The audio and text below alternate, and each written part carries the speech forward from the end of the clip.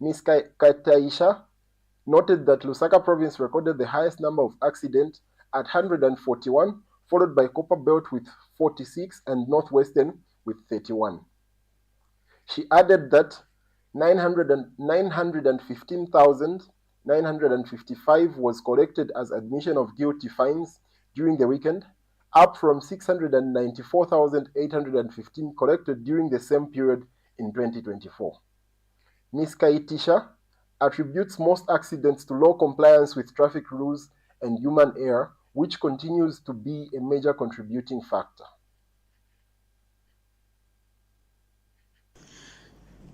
The Zambia Police Service recorded 345 road traffic accidents during Heroes and Unit holiday.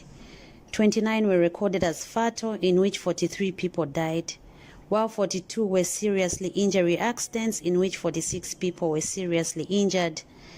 86 were recorded as slight injury accidents, in which 117 people were slightly injured, and 184 were recorded as damage-only accidents.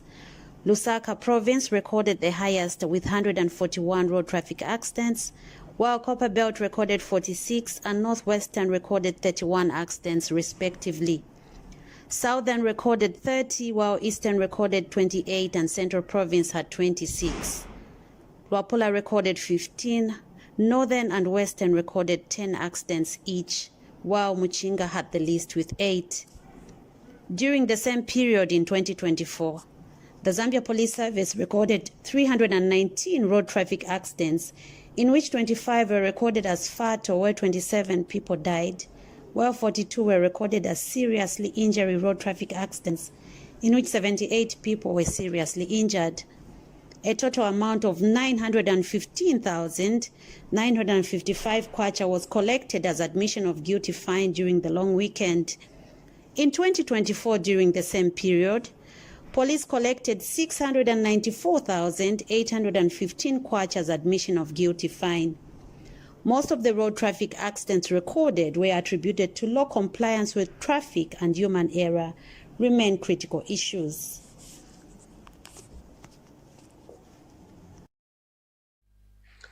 We take our first break. Join us on the other side as we bring to you more in our local stories. At the Information and Communications University, we're not just educating students, we're shaping the future of Zambia and beyond. With a global perspective, ICU offers cutting-edge programs in information technology, business, humanities, engineering, and education. We combine theory with practical skills, ensuring our graduates are ready for the job market. Whether full-time or distance learning, our flexible programs cater to the needs of every student, creating pathways for success. ICU is driven by innovation, research, and entrepreneurship. We empower our students to be leaders and change makers in their industries. Through strategic global partnership, including collaboration with leading universities such as St. Petersburg State University and others, we give our students a competitive edge on the global stage. Our graduates don't just earn degrees, they create impact. They are leading the way in ICT, business, engineering, and more, both locally and internationally. Join the Information and Communications University, where your future begins today. Thank you very much for staying with us, and now we continue with our local stories. The Ministry of Finance and National Planning has released 22.9 billion in June 2025 to support social protection, infrastructure, health and economic programs across Zambia. According to Minister Dr. Stumbeko Msokotwane, 11 billion kwacha went towards debt servicing, while 5.1 billion was allocated for public service wages.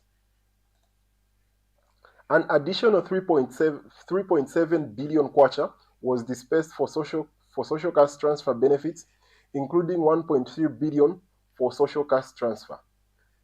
903.4 million went under the Constituency Development Fund CDF and 333.3 million for Cash for Work program. Dr. Musokotwane emphasized that the economic transformation requires collective effort and urged all stakeholders to embrace accountability, productivity, and innovation to drive inclusive growth under the guidance of the President Hakainde Hichilema. The Zambian government has launched robust measures to combat rising cases of online impersonation and cybercrimes targeting members of parliament, revealing that scams have costed the public over 111 million kwacha. In a joint ministerial statement, Home Affairs Minister Jack Mwimbu and Technology and Science Minister Felix Maritati confirmed that the Cybersecurity and Cybercrimes Act officially commenced on 12th May 2025, offering a legal framework to prosecute offenses such as identity theft, online fraud, and cyberbullying. The Act aims to protect critical national infrastructure, enforce cybersecurity standards, and align Zambia with global digital safety norms. A cybercrime implementation task force is now operational, with trained police cyber units deployed across provinces.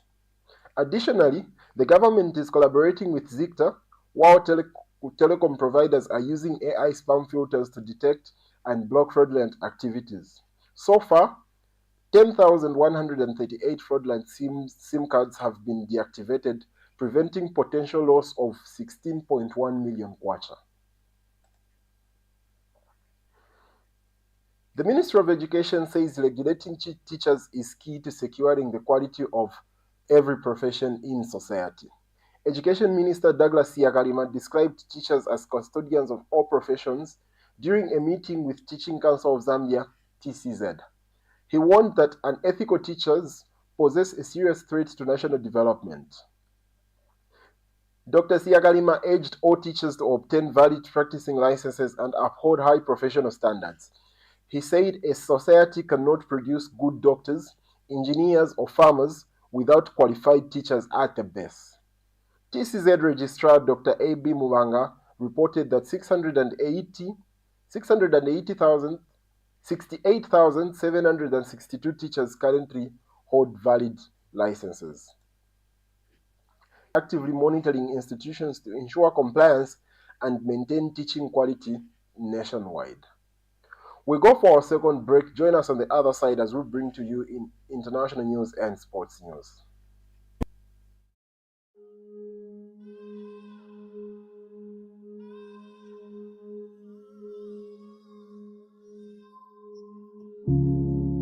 I've been waiting to hear from you. And I've been watching over you. When you woke up this morning, I was ready to hear from you, but you woke up and chose to devote your time to the multitudes that couldn't be less bothered by your misery. I knew you when you took your first breath, knew you when no one else did. I stood by you on your first day of school, and stood by you when you felt burdened by the troubles of this world. I knew you, my child, and I was there for you through it all. I've been watching over you, and I've been listening as you speak. When you wake up each morning, I wait and listen, hoping you would let me in on the plans you have set for the day. Why won't you just let me in and have me be a part of your life? Because, my child, I've been watching, hoping that you will invite me in and let me be there with you every step of the way, trusting that I know what's best for you and would never lead you astray. I've been listening to every little wish you make, and I've been waiting on you though, waiting for you to finally finish those public charades you pull in my name so that we can finally have a heart-to-heart, you and I, waiting for you to welcome me into that very heart you've already deemed irredeemable so that I may renew it, waiting for you to finally listen to all the things I say to you on a daily basis, the pleas, the warning, the advice. My child, I am still waiting, holding on to the fear of losing you. I wait and wait and wait, hoping that you'll be ready though before it is too late. Because, my child, I've been listening to you make wishes about how you want to be rich by 24, married by 26, and crowned best of the best by 30, wondering how exactly you think you've got it down all on your own. I've been waiting to hear the part where you finally mention my name, the part where you mention that you're gonna trust me, the part where you shout, I have a Father in heaven who will guide me through it all, clearing the path before it is even in sight and illuminating it so my feet may not falter. A Father who will not only show up, but show off with me. I am still waiting with the hope that you'll be ready before it is too late. let me in so that we can finally have that heart-to-heart, you and I, waiting with the hope that you'll be ready before it is too late. But I'm still waiting. Thank you very much for staying with us, and now we continue with the rest of international and sports news. Kenyan President William Ruto has sparked outrage after instructing police to shoot protesters in the legs if they are found targeting businesses during demonstrations. His directive comes in the wake of an anti-government protest that has led to 31 deaths according to a state-run watchdog. Ruto emphasized that the aim is to incapacitate offenders, stating that they should not be killed, but rather ensure their legs are broken. The president's remarks have drawn sharp criticism from the UN and human rights groups, who accuse Kenyan security forces of using excessive force. The protesters, largely driven by public frustration over economic hardships and tax hikes, have escalated into violent clashes in several parts of the country. Ruto also accused an unnamed political rival for backing the unrest in an attempt to force him out of office. Despite mounting pressure, the president remains firm on his stance, warning that the government will not tolerate destruction of property or threats to national stability.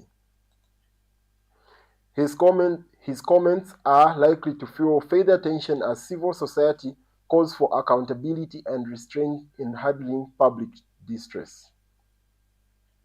Still in international news, over 700 Palestinians have been killed while attempting to collect food and essentials from aid sites supported by the US and Israel in Gaza. Among the dead are children, elderly civilians. The deaths have raised alarm over the safety and fairness of aid distribution amid deepening humanitarian conditions. Calls are growing for better protection of civilians and independent monitoring of relief efforts. Crossing over to our sports news.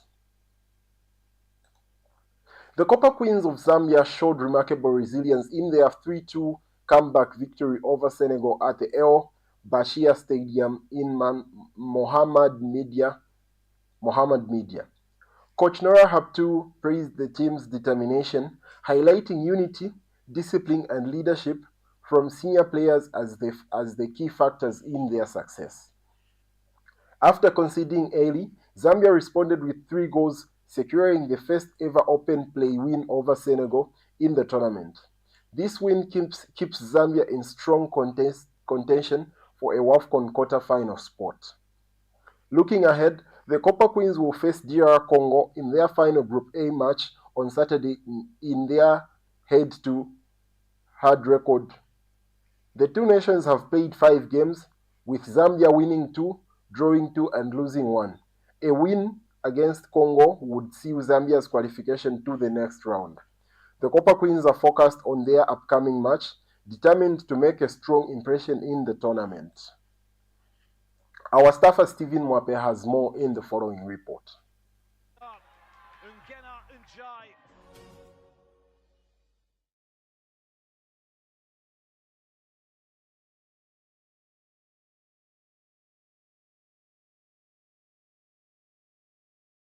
All 3 WAFCONs. As Kundananji is in, looking for Banda, and Banda. The Women's Africa Cup of Nations is heating up. In Group A, the Copper Queens of Zambia on fire, securing 4 points after a captivating 3-2 win over the Lionesses of Senegal. Rachel Kundananji and Barbara Banda scored the decisive goals. But Morocco, the hosts aren't backing down. They topped Group A with a 4-2 win over the Democratic Republic of Congo, thanks to their impressive goal difference. The stage is set for an exciting final showdown. On Saturday, the Copper Queens face DR Congo, needing just a point to secure a spot in the next round. The two nations have met 5 times, with the Copper Queens record standing at 2 wins, 2 draws, and 1 loss. Meanwhile, Morocco takes on Senegal in a do-or-die match that promises to be electrifying. As the tournament unfolds, teams in other groups are giving it their all. The draw for the next round will soon be decided. Who will lift the new WAFCON trophy recently presented by CAF? Will it The Women's Africa Cup of Nations is reaching its climax. Who will emerge victorious? The world will be watching as these talented women take the pitch. Stephen Chisenga Mwape, ICU TV Sports. Bursting through early on. What a run, what a start. Ungena Njai.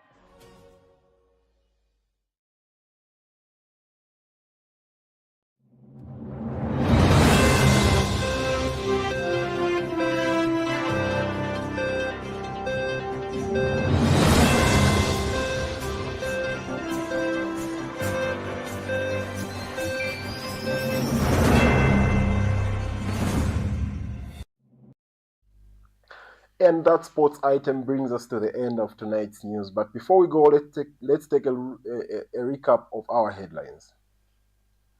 2 students die of meningitis in Mwense District.